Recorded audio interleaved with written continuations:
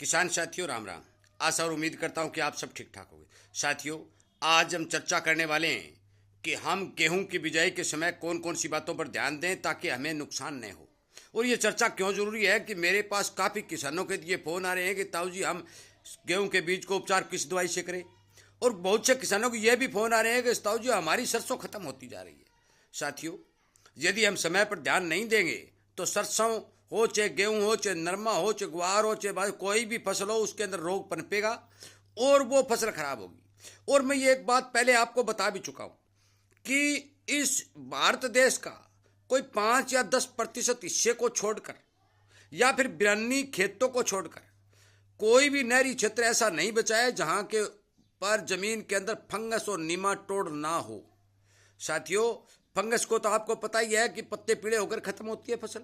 Nematode भी इसी तरह काम करता है। कई प्रकार के निमाटोड होते हैं। कई निमाटोड जड़ों में गांठ बनाते हैं तो कई गांठ भी नहीं बनाते और नुकसान भी करते हैं। साथियों, इसलिए गेहूं की बिजाई के समय बहुत महत्वपूर्ण जानकारी आपको होनी जरूरी है। एक साथियों बात एक सीधी सी आप नोट कर लें कि आप देखा देखी नहीं करें, क्योंकि हर खेत की सिचुएशन अलग होती है। हर आप एक खेत 10 एकड़ है, 10 एकड़ का एक मालिक है, परंतु हर एकड़ के सिचुएशन अलग होती है। हर एकड़ के अंदर रोग बीमारी का फर्क होता है। हर एकड़ की जमीन अलग होती है।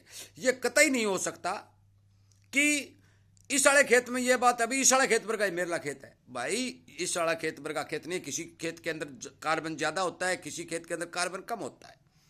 जिस खेत के अंदर कार्बन ज्यादा होगा वहां बीमारियां कम होंगी, जिस खेत के अंदर कार्बन कम होगा वहां बीमारियां ज्यादा होंगी। और इस विषय पर एक बार चर्चा बाद में करेंगे, एक वीडियो में बनाऊंगा अभी कार्बन का कितना महत्व है आपको समझ आएगा। एक तो आप नोट कर लें कि किताबी ज्ञान से खेती नहीं की जा सकती, ये बात लिख लें। दिल्ली, कलकत्ता, बंबई, मद्रास, जहां भी जो डॉक्टर लोग बैठे हैं, केवल 10-15% ही डॉक्टर जो हैं वो जमीन से जुड़े हुए हैं। उन्हीं को जमीन की सिचुएशन का पता होता है। बाकी सब के सब आप फोन करोगे तो आपको ये कह देगा ये कर दे भाई। उसको ये पता नहीं कि आपकी जमीन की सिचुएशन कैसी है। आपके खेत के डॉक्टर का आप खुद हो। आप खुद यदि आपके खेत के डॉक्टर बनेंगे जब काम चलेगा। इसलिए मेरी बात पर विशेष तौर पर ध्यान दें। मेरा वीडियो बनाने का हर एक बात का यही मकसद होता है कि किसान को इन बातों के बारे में संपूर्ण जानकारी हो ताकि वो भ्रमित न हो।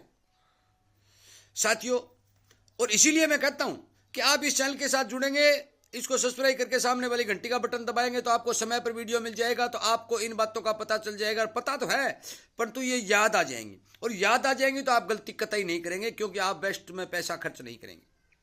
वेस्ट में पैसा खर्च कैसे होता है मैं बताता हूं कि आपको उपचारित, आपके खेत में दीमक है तो आपको बीज उपचारित करना है जहर से।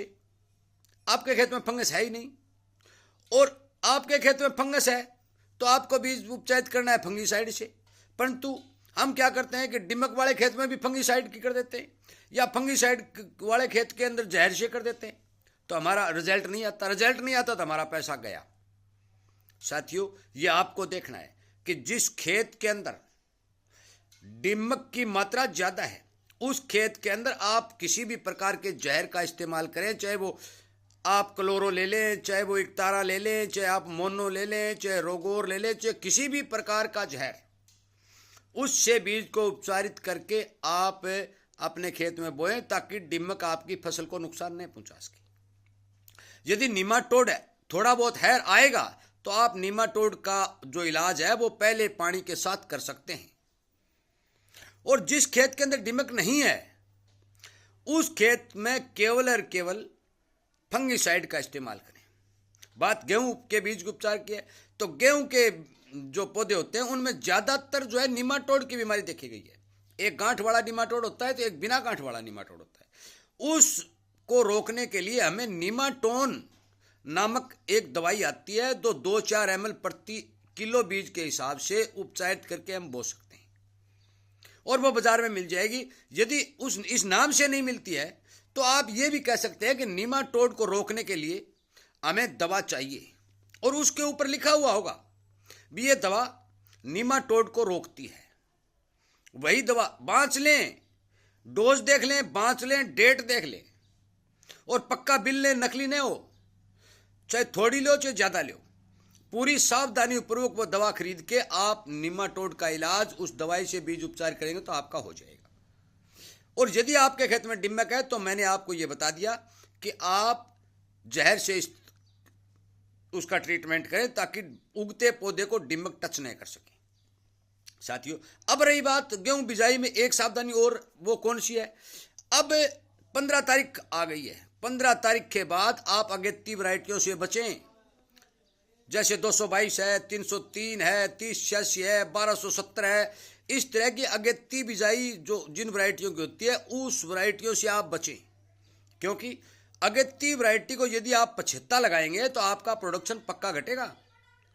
इसलिए आप नॉर्मल वैरायटियों का चयन करें और 11वें महीने की 30 तारीख तक या 12वें महीने की 3-4 तारीख तक बेधड़क सरसों की गेहूं की बिजाई करें। कोई दिक्कत नहीं आएगी, आपका प्रोडक्शन 1% भी नहीं घटेगा। यदि कोई मौसम की मार आ जाती है या कोई बीमारी आ जाती है या कोई पानी की कमी आ जाती है तो अलग अलग बात है, परंतु समय के हिसाब से इस समय की जो बिजाई है गेहूं की वो बिल्कुल ठीक रहती है, कतई कोई प्रोडक्शन घटने वाली बात नहीं है। साथियों, बीज उपचार के बारे में मैंने कई वीडियो पहले भी बनाए और आपको ये बताया है कि बीज का उपचार करना बहुत ही जरूरी है।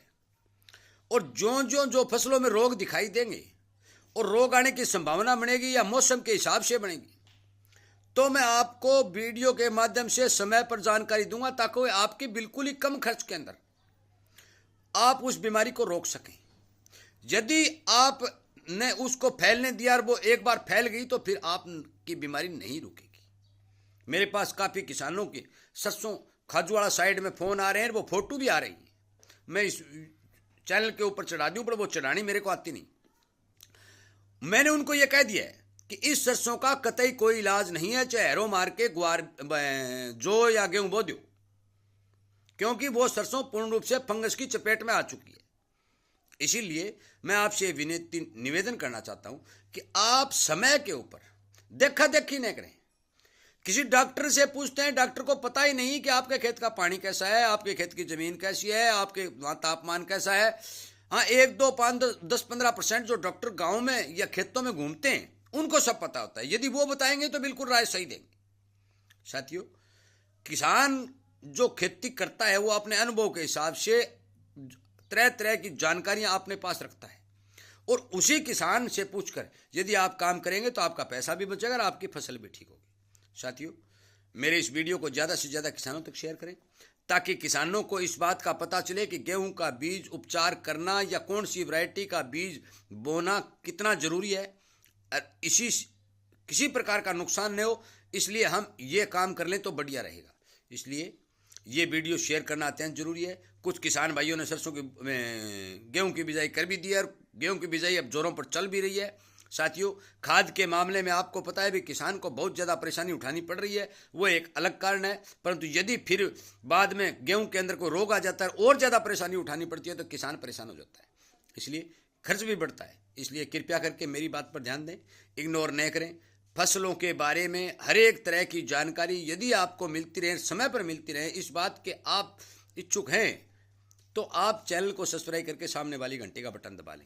आपके फ़ोन में वीडियो फौरन आ जाएगा। नेट आपका भी इतना ही लगेगा, समय आपका भी इतना ही लगेगा, परंतु आपका फ़ायदा कुछ न कुछ पहले से ज़्यादा होगा, क्योंकि आपको इस बात का पता चल जाएगा कि इस मौके पर हम क्या करें।